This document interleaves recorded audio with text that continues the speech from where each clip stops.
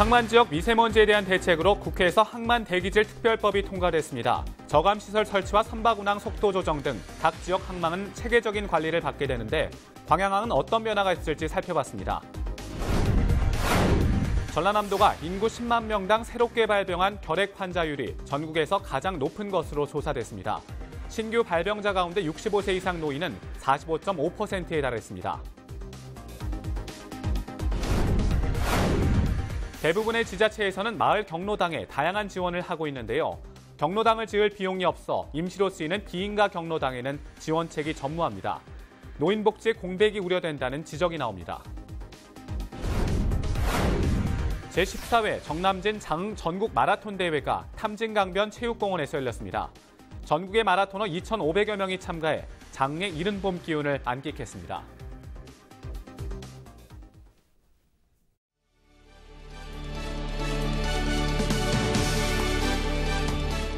시청자 여러분 안녕하십니까? 헬로티비 뉴스 전남입니다. 첫 소식입니다. 요즘 미세먼지는 하나의 사회적 재난으로 인식되는데요. 주요 항만의 미세먼지 배출을 줄이기 위한 항만 지역 대기질 개선에 관한 특별법안도 국회 본회의를 통과했습니다.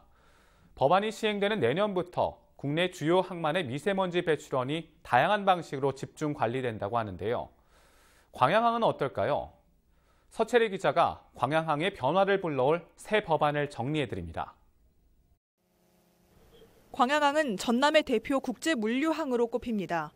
전국 항만 물동량 가운데 두 번째로 높은 유통 규모를 갖고 있는데 물동량도 지속적으로 증가해 오는 2020년에는 약 3억 2천 톤이 광양항을 통해 유통됩니다.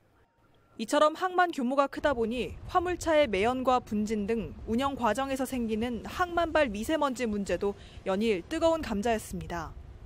이 가운데 지난 13일 국회 본회의에서 항만 지역 대기질 관리 특별법이 통과돼 항만 미세먼지 저감에 관심이 쏠리고 있습니다. 항만 구역을 적용 범위로 규정한 특별법에 따라 해양수산부는 앞으로 항만 지역 대기질 개선 종합 계획을 수립해 각 지역 항만을 관리하게 됩니다. 법안은 항만 하역 장비의 배출가스 허용 기준이 신설됨에 따라 선박과 하역 장비, 화물차 등을 통합 관리하는 내용을 담고 있는데 배출량이 크다고 판단되면 선박의 속도까지 제한할 수 있습니다. 광양항도 석탄이나 곡물을 운송할 때 비산먼지 발생을 억제하기 위한 시설을 설치해야 하고 허용 기준에 맞춰 하역 장비를 운영해야 합니다. 부두에 정박 중인 선박에 육상 전원을 공급해 시동을 끄게 하는 설비를 설치할 수도 있습니다. 우선은 내년도 법령이 개정됨으로 해서 정확한 대기 환경 분석을 위해서 대기질 측정소를 설치를 할 예정이고요. 특히 이런 선박들의 온실가스와 미세먼지 저감을 위해서 저희들이 국상 전기를 설치를 하고 있습니다. 이러한 시설들을 확충을 통해서 저희 광양은 획기적인 어떤 환경 개선이 이루어지리라고 이렇게 보고 있습니다. 여수지방해양수산청도 광양항 미세먼지 저감을 위해 전담팀을 구축해 운영해 오고 있습니다. 방진망을 비롯해 사업장의 미세먼지 저감을 위한 인프라를 구축해 나가는 등 중장기 대책을 수립하고 있다고 밝혔습니다. 또한 법안에 대비해 관리 주체인 여수광양항만공사와 적극적으로 공조하겠다는 입장입니다. 법안이 본격적으로 시행되는 내년 1월 1일부터 광양항 근로자와 지역민이 체감할 수 있는 변화가 생길지 주목됩니다. 헬로티비 뉴스 서채리입니다. 전라남도가 인구 10만 명당 새롭게 발병한 결핵 환자율이 전국에서 가장 높은 것으로 나타났습니다. 보건복지부 질병관리본부의 2018년 결핵 환자 신고 현황을 보면 지난해 새롭게 결핵이 발병한 환자 수는 26,433명으로 이 가운데 전남 지역은 1,419명으로 집계됐습니다. 인구 10만 명당 결핵 신환자 수는 51.5명이며 전남은 75.6명으로 17개 시도 가운데 가장 많았습니다. 결핵 신환자 중 65세 이상 노인은 12,029명으로 45.5%에 달했고 이 중 전남은 217.7명으로 전국에서 세 번째로 높았습니다. 전남 서남권 광역화장장이 오는 4월 문을 엽니다. 현재 전남에는 화장시설 6곳에서 20개의 화장로를 운영하고 있습니다. 봉안시설은 공설 10곳 등 37곳과 자연장시설 8곳이 있습니다. 화장시설의 경우 하루 처리 능력이 74구로 부족하진 않지만 순천과 여수, 광양 등 동부권에 집중돼 있습니다. 이에 도는 해남과 완도, 진도 등 3개 군이 상생 협력 사업으로 추진한 남도 광역추모공원을 다음 달 중으로 문을 열기로 했습니다. 국비와 지방비 등 총 195억 원을 들여 해남군 황산면에 들어서는 남도 광역추모공원은 지난 2016년 12월 착공에 들어갔습니다. 추모공원에는 3개의 화장로를 갖춘 광역화장장을 비롯해 봉안당 2동과 자연장지, 유택동산 등으로 꾸며졌습니다. 도는 또 목포와 순천, 광양 등 3곳에 추가 조성 중인 친환경 공설 장사시설을 연내에 완공할 예정입니다. 문화체육관광부가 공모한 e스포츠 상설경기장 구축 사업 경쟁이 치열한 가운데 순천시 유치여부에 관심이 모아지고 있습니다. 전라남도와 순천시는 지난달 마감된 문화체육관광부의 e스포츠 상설경기장 구축 지원 사업에 부산과 대전 등 5개 시도와 함께 신청서를 제출했습니다. 전라남도와 순천시는 순천만 국가정원 인근의 직업체험시설 자벌드와 대규모 회의시설인 에큐 에도 체험센터가 들어설 예정이어서 이와 연계한 e스포츠 상설경기장 조성 가능성이 높은 것으로 분석됐습니다. 문체부는 신청한 광역지자체 가운데 3곳을 선정해 이르면 이달 안에 확정 발표할 예정입니다. 어르신들이 하루 대부분의 시간을 보내는 공간, 마을 복지관이나 경로당입니다. 지자체에서는 경로당 단위로 공과금부터 식대까지 지원을 하는데요. 그런데 경로당을 지을 비용이 없어 임시 방편으로 쓰이는 비인가 경로당에는 시의 지원이 단 하나도 이루어지지 않아 노인복지의 공백이 우려되고 있습니다. 서경 기자가 취재했습니다. 여수 봉산동의 한 마을. 어르신들이 모인 이곳은 임시 경로당입니다. 지난해까지는 전기도 들어오지 않았지만 마을 주민의 후원으로 간신히 전기불과 전기장판을 켤 수 있게 됐습니다. 꽃샘추위가 기승을 부리는 요즘 어르신들이 모여있을 공간이 없어 2평 남짓 되는 평상 위에 비닐 천막을 덮어 경로당으로 쓰고 있는 겁니다. 침이 안 오려고 이 추운 데도 나오고 그러지. 사람 많이 모인 대로. 집에 있으면 뭐 아픈 사람 더 아프고. 화장실도 없고 너무너무 불편해. 그래서 다 노인당이 있더만 이 동네만 노인당이 없네. 이곳처럼 임시로 운영되는 경로당을 비인가 경로당이라고 부릅니다. 인허가가 난 경로당은 여수시에서 전기세나 가스요금, 점심식대 등을 지원하는데 이곳은 인허가를 받지 못한 곳이어서 여수시의 지원을 받을 수 없습니다. 경로당 인허가가 이뤄지려면 마을 주민들이 돈을 모아 부지를 사야 합니다. 하지만 고정 수입이 없는 어르신들에게 부지 구입은 어려운 일입니다. 봉산동 임시경로당 같은 비인가 경로당은 여수에만 21곳. 시의 지원을 받으면 좋겠지만 경로당을 새로 짓는데 전액 시 예산을 사용할 수도 없는 상황입니다. 법에서 운영비를 줘라 하든지 아니면 우리 조례상으로도 그 보조금을 지원을 해주라 이런 근거가 없으면 어떤 보조금이든지 다 줄 수가 없거든요. 지역 정치권에서도 비인가 경로당 어르신들을 위한 복지 지원을 약속했지만 쉽지 않은 상황입니다. 지원을 하고 싶어도 법적 근거가 없기 때문입니다. 여수시의회는 조례 개정 필요성을 공감하고 어르신들의 복지 공백을 줄여나가겠다고 밝혔습니다. 이런 시설들을 좀 전면적으로 점검해서 실질적인 경로당의 역할을 할 수 있도록 저희 의회와 시에서 관심을 두고 지켜봐야 된다는 생각이 듭니다. 여수시가 경로당 한 곳에 지원하는 금액은 한 해 평균 360여만 원. 지역의 모든 어르신들에게 복지 혜택이 고루 돌아갈 수 있도록 세심한 행정지원책이 필요해 보입니다. 헬로티비 뉴스 서경입니다.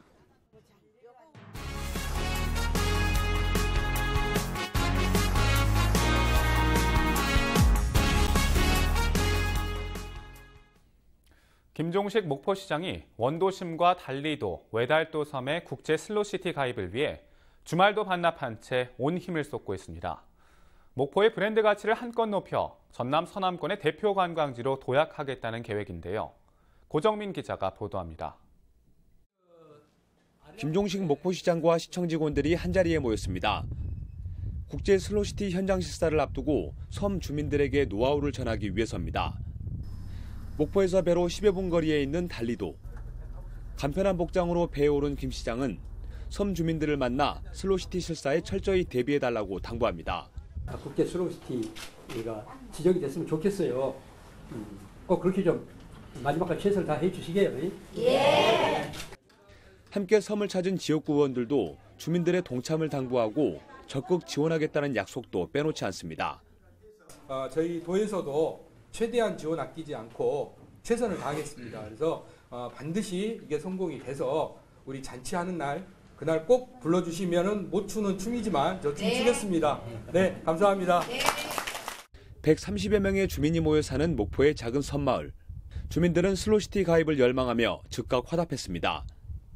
섬마을에 깃든 전설과 자원을 활용해 몇 가지 전략을 세웠다는 겁니다.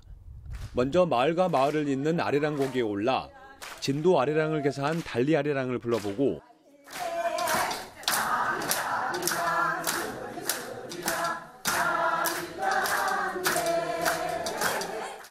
350년의 수령을 자랑하는 당산나무 밑에서 소원을 비는 모습도 선보이기로 했습니다. 주민들의 생계와 직결된 밭작물과 지주식김을 활용해 농효를 부리며 마을의 풍습도 전하기로 했습니다. 고추밭으로 이동해서 공동 작업한 것, 그다음에 새참을 이제 머리에 이고 소풀이에 이고 가시는 것까지 해서 이제 거기서 새참도 같이 드시고. 국제 슬로시티 가입이 결정되는 시기는 오는 6월. 목포시는 4월 1일부터 이틀 동안 예정된 현장 실사를 앞두고 주민들과 더 자주 만나 대응 방안을 논의하기로 했습니다. 국제 슬로시티 연맹에서 이제 우리 지역에 이제 실사가 나옵니다. 실사를 잘 받기 위해서 주민들하고 여러 가지 대화도 좀 하고 준비 상황 이런 걸 좀 점검하러 나왔습니다. 99뱀이 다랑이 논에서 일몰까지 숨겨진 자원이 풍부한 달리도. 국제 슬로시티 가입을 통해 주민들은 낙후된 섬마을에 변화가 찾아오길 학수고대하고 있습니다. 헬로티비 뉴스 고정민입니다. 목포 춤추는 바다 분수가 동절기 휴식 기간을 마치고 오는 30일부터 운영을 재개합니다. 목포시는 새롭게 개편된 홈페이지를 선보이고 희망자가 동영상이나 사진 파일을 업로드해 사연을 보내면 영상으로 사연을 소개하기로 했습니다.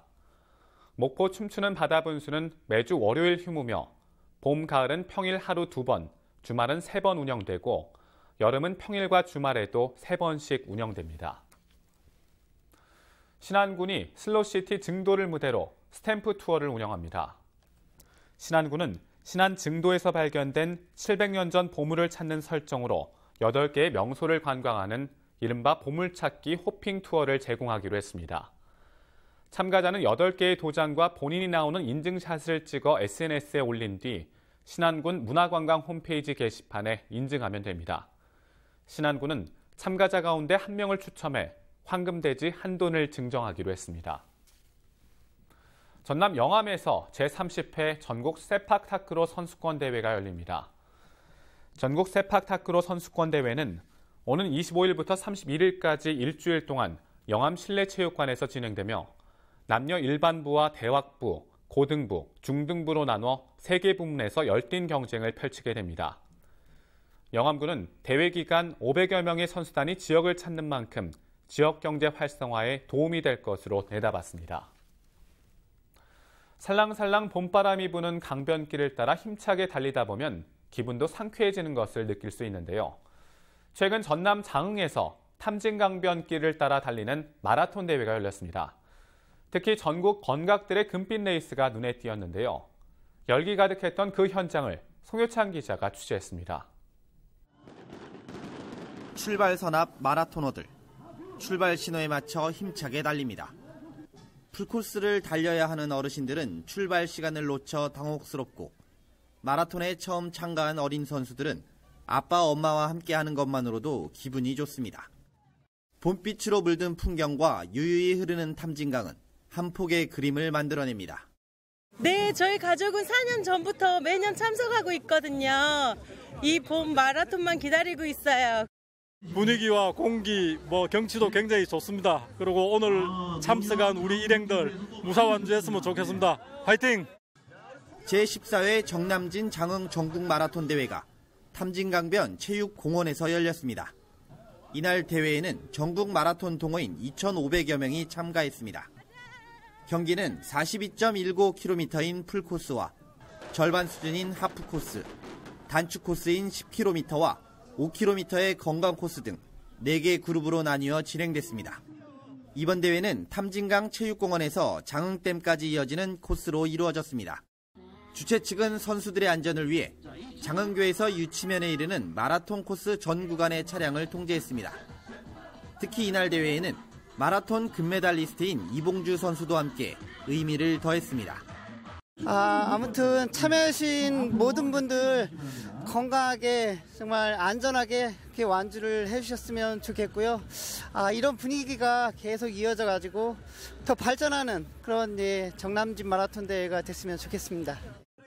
이번 대회는 정석근 마라톤 사관학교의 정석근 씨가 2시간 47분 23초로 남자부 풀코스 1위에 올랐고 GT 마라톤 소속 박천순 씨가 3시간 15분 3초로 여자부 풀코스 우승을 차지했습니다.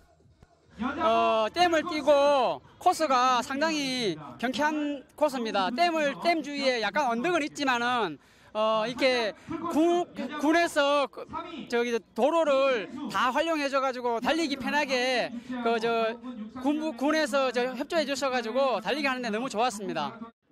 경기 시작 전 행사장 한편에서는 이봉주 선수 사인회는 물론 푸짐한 향토 음식 제공과 경품 추첨 등도 함께 진행됐습니다. 우리 장흥군민의 명예를 위해서 참고 열심히 뛰었습니다. 다가오는 7월 물축제 때는 우리 전국 철인 3종 경기가 이루어지고 아시아 피구대도 개최를 해서 그야말로 대한민국에서 정남진 장흥은 스포츠 메카로 일궈 나가겠습니다. 올해로 14회째를 맞이한 정남진 장흥 전국 마라톤 대회. 내년에는 건각들의 최고의 코스가 될 수 있도록 더욱 새로운 코스를 개발해 다시 돌아올 계획입니다. 헬로티비 뉴스 송유창입니다. 다음 소식입니다.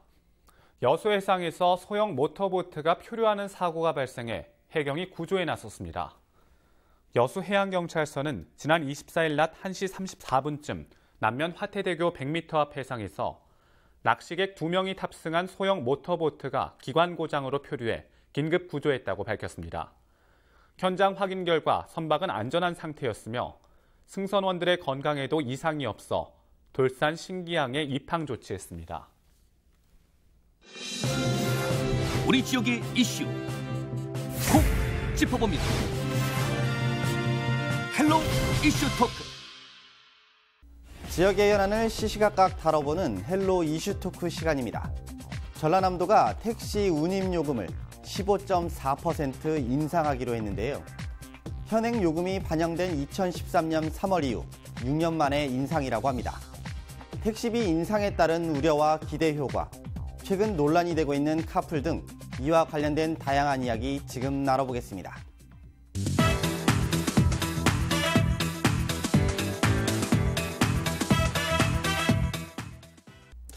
네, 의원님 4월부터 전라남도 택시 요금이 인상이 된다고 하는데요. 일단 자세히 좀 설명 좀 해주시죠. 네, 우선 택시 요금 인상을 고려할 때는 공익성과 수익성을 우선적으로 검토를 해봐야 될 것 같고요.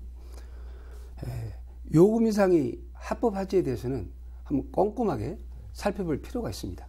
과연 맞는 것인지. 중요한 얘기죠.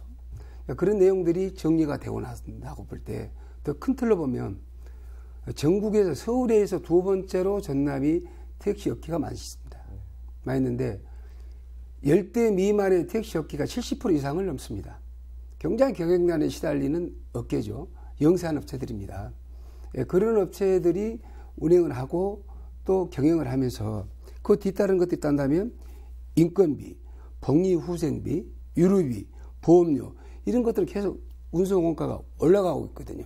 그에 반해서 택시업체는 그런 내용들을 싹 하다 보면 경영난에는 시달릴 수밖에 없다. 그래서 이번 택시요금 인상에 대해서는 아주 적절한 것 같다라고 생각하고 있습니다.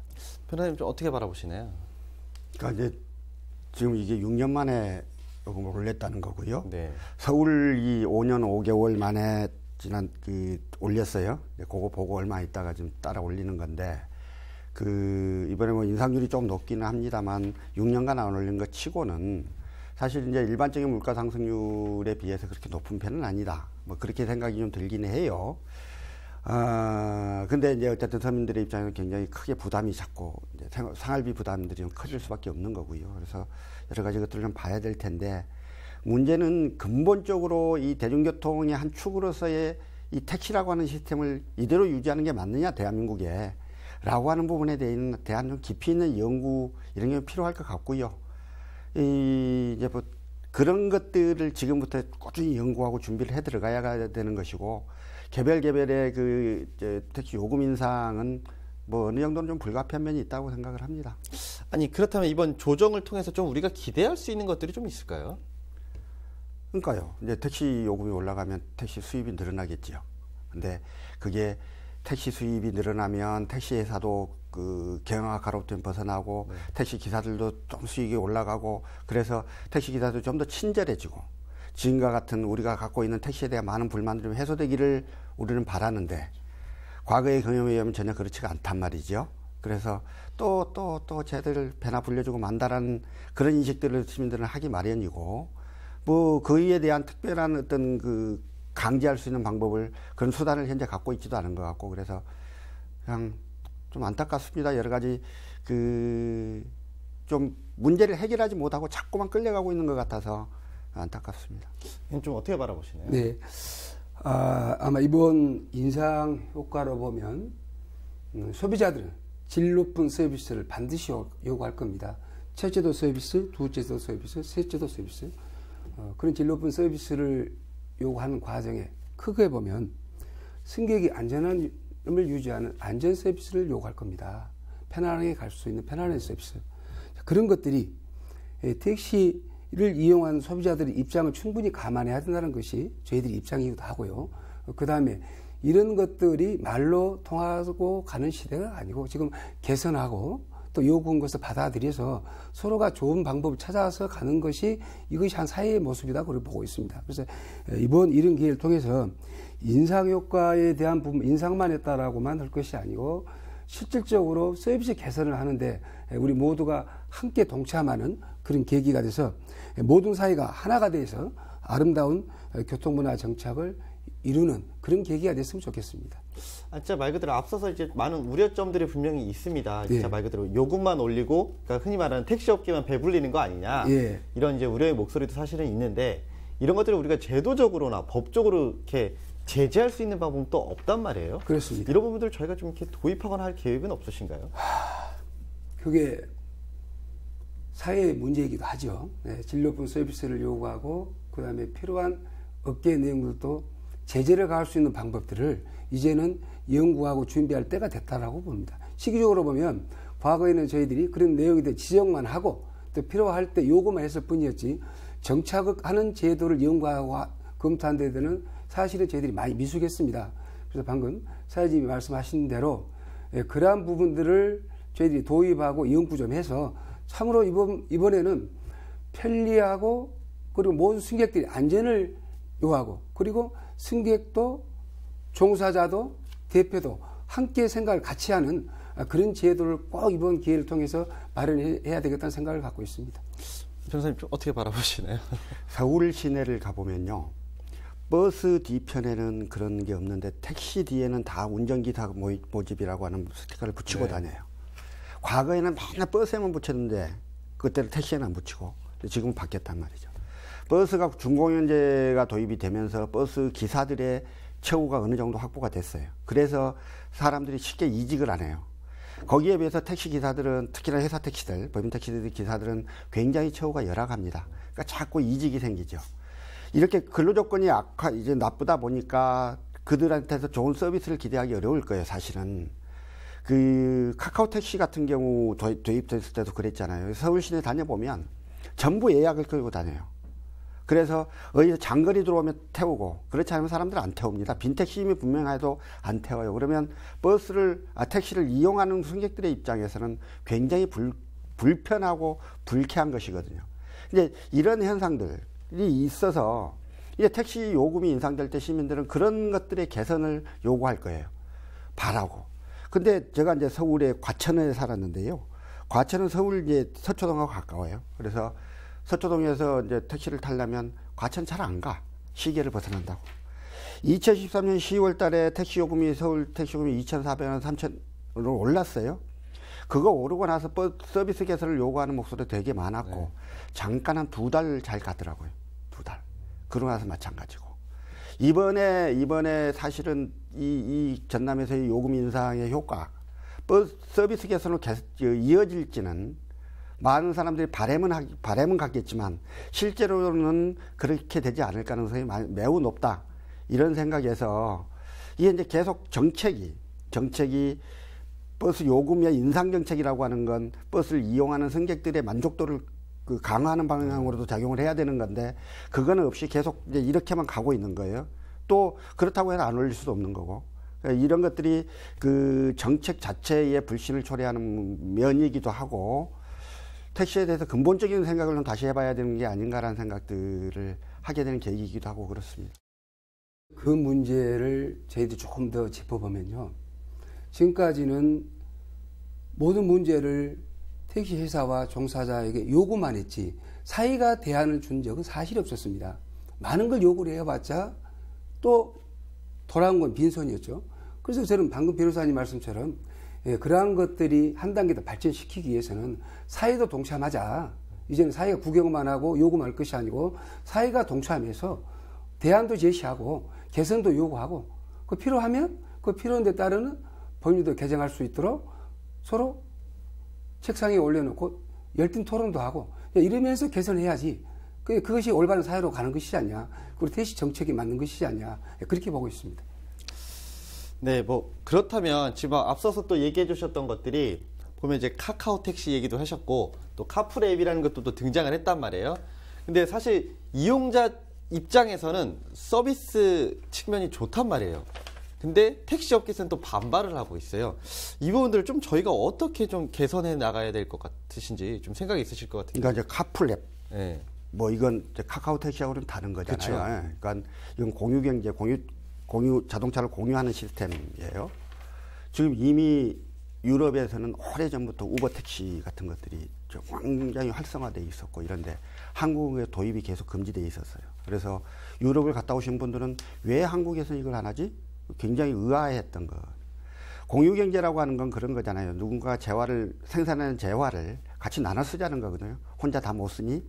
근데 이 재화를 다른 사람 못 쓰고 혼자만 쓰게 하면 누구만 좋은 거냐면 재화를 생산하는 사람만 좋은 거죠. 그만큼 많이 팔리게 되니까. 그렇지 않고 여러 사람이 생산된 재화를 같이 나눠 쓸 수 있도록 하면 소비자들이 좋은 거예요. 앞으로 세계 경제 시스템들은 공유 경제를 강화하는 쪽으로 갈 수밖에 없습니다. 근데 그럼에도 불구하고 우리는 지금 여객자동차 운수사업법에 사업용 자동차가 아닌 자동차를 유상으로 운송용으로 제공해서는 안 된다 이런 규정들이 있어요. 이게 그 택시를 보호하는 법인 거고 이번에 이제 그 카풀 앱이 되면 이제 요걸 깨는 거예요. 그래서 내가 자동차를 타고 어디까지 다니는데 주변에 있는 사람 나한테 돈 조금씩만 주고 같이 타고 다니세요. 이렇게 하는 거를 제도적으로 보장하는 거예요. 이거는 반드시 필요한 일이고 우리가 자본주의라고 하는 거를 지속적으로 발전시키고 생존하기 위해서 반드시 필요한 거다. 이게 자본주의 하에서 기업만 돈을 벌고 시민들은 계속 가난해지는 이런 구조가 아니라 시민들의 복리와 안정들, 시민들의 편의들이 더 강화되는 방향으로 가지 않으면 자본주의가 더 이상 지탱하기 어려울 수도 있다. 이런 반성 속에서 나오는 것들이기도 해서 이거가 도입되는 건 너무 당연하고 세계적인 추세고 반드시 해야 한다고 생각을 합니다. 문제는 이게 들어오면 이제 택시 기사들이 굉장히 힘들어질 거예요. 실제로 굉장히 힘들어질 거여서 이번에도 막 파업도 하고 한 분이 분신을 하고 하는 과정을 거쳐서 이제 겨우 사회적 대타협이라고 이뤄낸 게 일주일에 조금만 시간을 정해서 그때만 하자.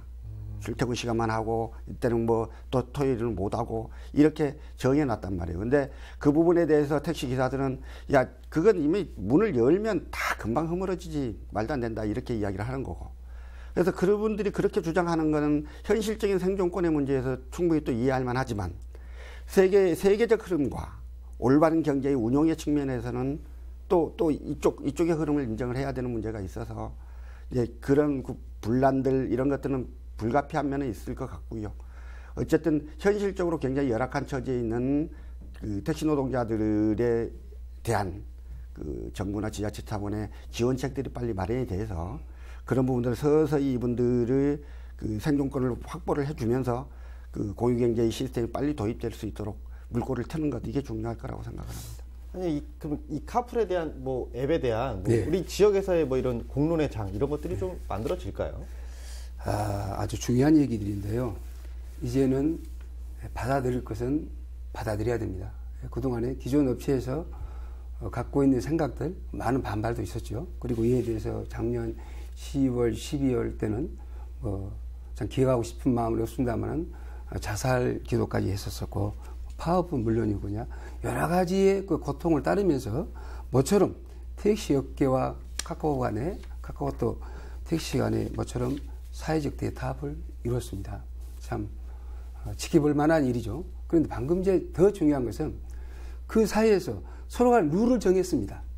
이제 어떤 문제점도 있었을 것이고 또 필요한 목소리도 냈을 것이고 여러 가지 내용이 있었었는데 그 룰을 어떻게 지킬 것인가 성공 여부는 그거에 달려있거든요. 근데 아직 그 룰을 지키는 데 있어서 룰을 지키지 않는 쪽에 페널티를 주는 것까지는 아직까지는 검토가 되어 있지 않습니다. 그래 이런 부분들은 중장기적으로 운행하고 또 진행하면서 당국도 업계도 종사자도 소비자도 빨리 나쁜 점들을 발견해서 빨리 그거부터 우선적으로 시정을 하고 좋은 점보다는 나쁜 점들이 발견된 게 더 많이 있을 것입니다. 그런 것을 시정하고 개선하고 그렇게 되면 그동안 우리가 몰랐던 부분들이 서로 덮어지면서 하나하나 개선되지 않겠느냐. 그러면 또 양자 간의 경쟁력도 높아지고 그럼으로써 순수한 소비자들은 질 높은 서비스를 또 받을 수도 있는 것이고요. 여러 가지 좋은 점도 있을 것 같습니다. 그래서 우선 단점만 보고 지적할 것이 아니고 크게 보고 아직은 시작 단계이지만 천천히 진행하는 속도를 봐가면서 거기에서 장점과 단점을 찾아서 서로 보완하고 시정하고 수정하게 되면 앞으로 이거 정착된 단계가 되지 않겠느냐 그렇게 보고 있습니다. 아니 그렇다면 또 이런 것들이 어떻게 보면 이렇게 요금 인상에 어떻게 보면 조금이라도 좀 영향을 좀 미쳤다라고 보는 경향들도 있는데요. 네. 어떻게 좀 보시나요, 이 부분은? 요금 인상에 그 영향을 미쳤다고 볼 수도 있죠. 그러나 이제 해보지 않는 일들을 지금 저희들이 시행하고 있는 거 아닙니까? 그 속에서 양자 간의 대타협을 이뤘던 것이에요. 그리고 가면서 이거 높다고 보면 다시 낮출 수도 있고 낮다가 보면 다시 올릴 수도 있고 그러나 해보지 않는 것들이었기 때문에 하면서 정리하자. 그리고 먼저 목소리를 먼저 내지 말고 먼저 대안을 먼저 제시를 하자. 그리고 시정 방법이 뭔지 시정 방법을 찾자. 그렇게 되면 서로 간에 요구하고 있는 것들이 의견이 좁혀질 거 아니야. 그래서 그때 또 보완하고 또 잘못됐으면 시정하고 그러면 업계 간에 서로 화합하고 다툼이 없이 그렇게 가면 얼마나 좋겠느냐. 아마 그런 것을 사회가 요구하고 있기 때문에 아마 그런 식으로 진행되지 않냐. 그렇게 보고 있습니다. 네, 변호사님 좀 어떻게 보시나요? 예. 분명히 이제 이번 요금 인상, 택시 요금 인상의 명분은 됐을 거예요. 다 이제 카풀앱도 나오는데 그렇죠. 우리가 앞으로 더 힘들어질 텐데 명분은 됐을 거고요. 근데 이제 일단 저는 카풀앱 이 공유 자동차의 시스템이 도입이 됐다라고 하는 거가 갖는 이 엄청나게 유의미한 이런 변화에 좀 주목을 하고 싶고요. 물론 당장 전남은 큰 영향은 없을 거예요. 그런 건 주로 그 집중된 도시 지역에서 먼저 운영이 될 것이기 때문에. 근데 어쨌든 이 문제를 둘러싸고 택시와 그다음에 세계적인 흐름을 강조하는 그 카풀 업자들 사이에 굉장한 갈등과 이런 것들이 있는데 정부가 나서서 이 문제를 해결을 한 거잖아요. 첨예하게 부딪혀 있는 이 쟁점에 한중앙에 정부가 들어서서 니도 이야기해보고 너도 이야기해보고 다 이야기해서 서로 설득하고 서로 이해하고 양보하는 과정을 계속 거쳐오면서 지난한 과정을 거쳐서 이걸 했어요. 과거 우리가 잘 기억하는 게 현대자동차 파업이 발생했을 때 당시 종로 국회의원이던 노무현 당시 국회의원이 현장에 가서 양쪽의 입장들을 다 듣고 조율하고 해서 파업을 중단시켰던 사례들이 있었습니다. 정치가 있어야 할 지점이 바로 거기인 것이고 이번에 이 사회적 대타협 시스템은 그런 측면에서 우리 사회의 정치가 어떠해야 되는지 행정이 어떠해야 되는지를 보여주는 하나의 시금석으로서 굉장히 의미 있는 거라고 생각을 해요. 그러나 이제 여전히 문제죠. 이번에 그 타협이 이루어지고 나서도 개인 택시 노동조합에서는 우리하고 한마디 상의도 없이 말이 되냐? 다시 파업하겠다고 나서고 있고요. 또 이번에 카카오 앱에서는 동의를 했지만 이 카카오 앱이 사실은 제일 서비스 사용자가 많으니까 이번에 이렇게 온 거고, 그거 말고 타다나 플러스와 같은 다른 좀 소규모 업체들은 논의 과정에 참여하지 못했어요.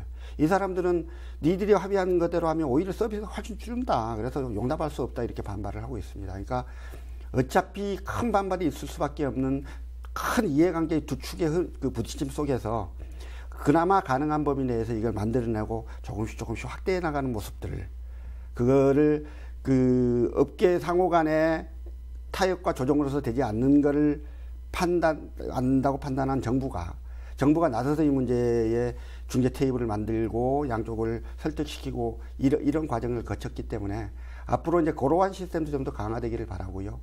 세계적인 대세로서 어쩔 수 없는 그 시스템, 그 흐름에 대해서는 빨리 좀 인정을 하고 그 보완책을 찾는 데 좀 집중을 하면 좋겠다. 지금도 여전히 그거 안 된다라고 이야기를 하면 그건 흐름과도 맞지 않고 방법이 없는 것이다. 이렇게 생각이 듭니다. 아니, 이렇게 뭐 얘기를 좀 들어보니까 카풀하고 택시가 이용하고 있는 뭐 이제 서비스 분명히 차별성이 굉장히 있거든요.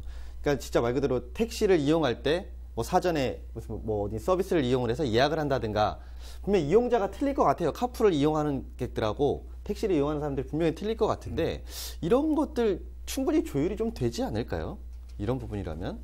그러니까 택시를 이용하지 않은 사람은 자기 자동차를 이용하거나 지하철을 이용하겠죠.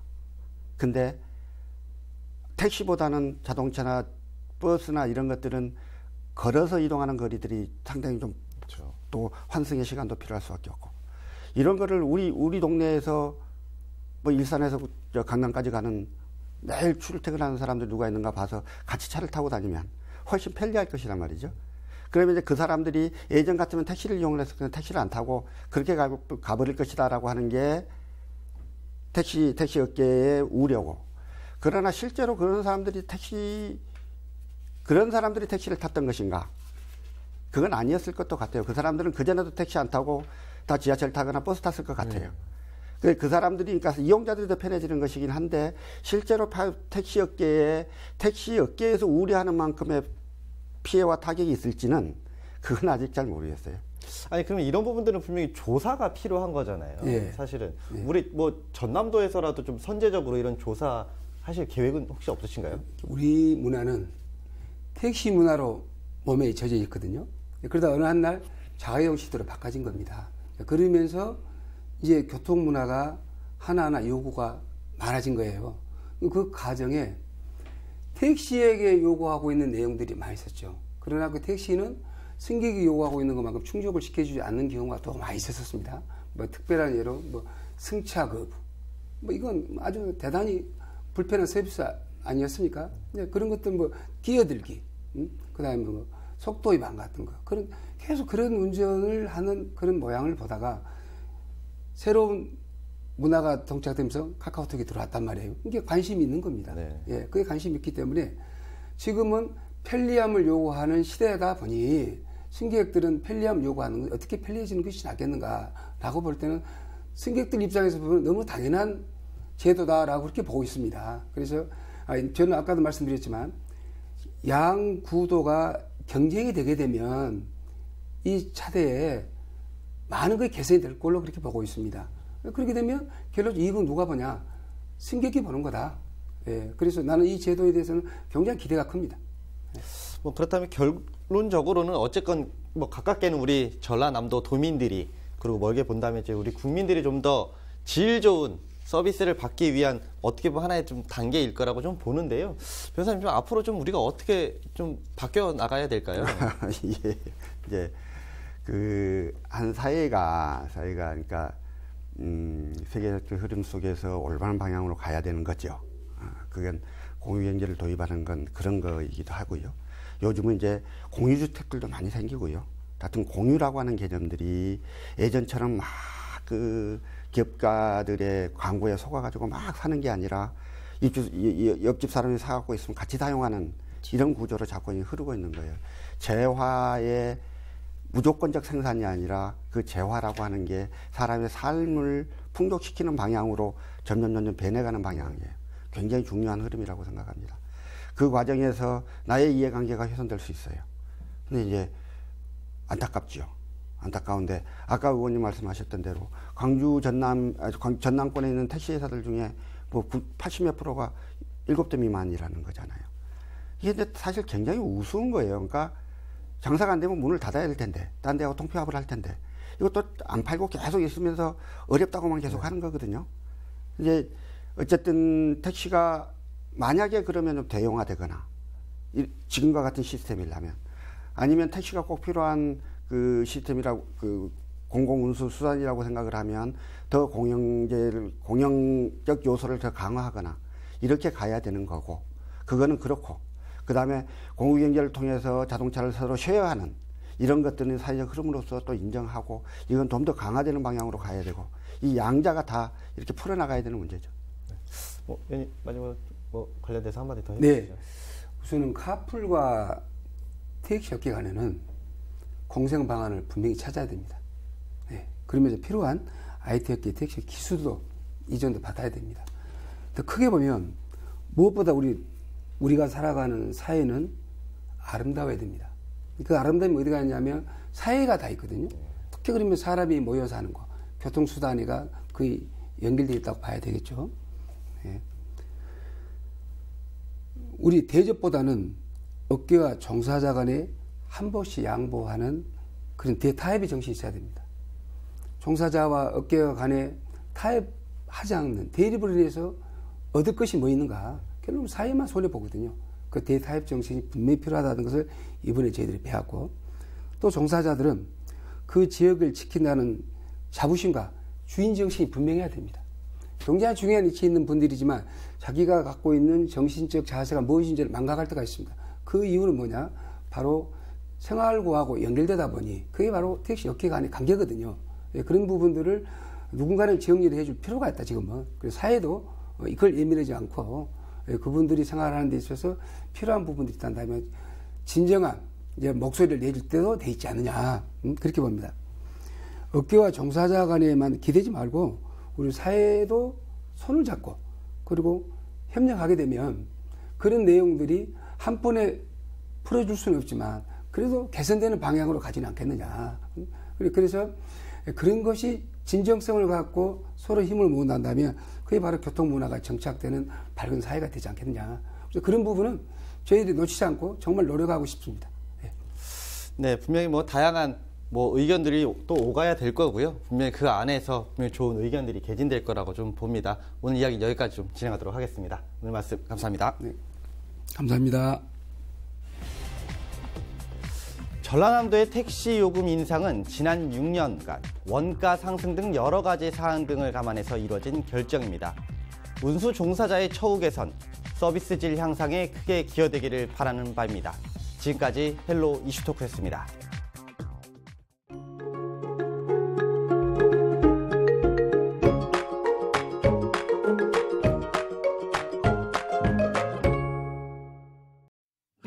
따뜻한 바람과 함께 꽃샘 추위가 물러가며 기온이 평년 수준을 회복하고 있습니다. 특히 낮 기온이 많이 올라갈 것으로 보이는데요. 이 때문에 일교차가 커서 건강관리에 유의하셔야겠습니다. 주간 날씨입니다. 당분간 따뜻한 바람과 함께 기온이 온화하지만 이 때문에 대기가 건조하고 공기질은 나쁠 것으로 예상됩니다. 바다 날씨입니다. 잔잔한 바람 덕분에 물결은 0.5에서 1m로 높지 않겠습니다. 다만 내일까지 서해 남부 해상 짙은 안개가 예상되니까요. 항해나 조업하는 선박은 각별히 유의하시길 바랍니다. 생활 날씨입니다. 우리 지역 기온이 점차 오르고 있는 가운데 대기가 매우 건조합니다. 전남 동부 지역을 중심으로 건조주의보가 발효 중인데요. 산불 등 각종 화재 예방에 유의하시길 바랍니다. 지금까지 날씨였습니다.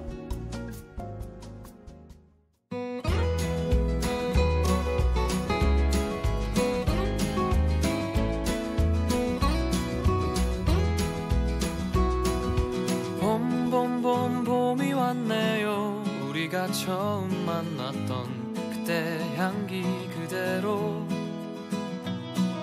그때가 앉아 있었던 그 벤치. 이상으로 헬로티비 뉴스를 마칩니다. 저희는 언제나 지역 주민 여러분 곁에 있겠습니다. 고맙습니다.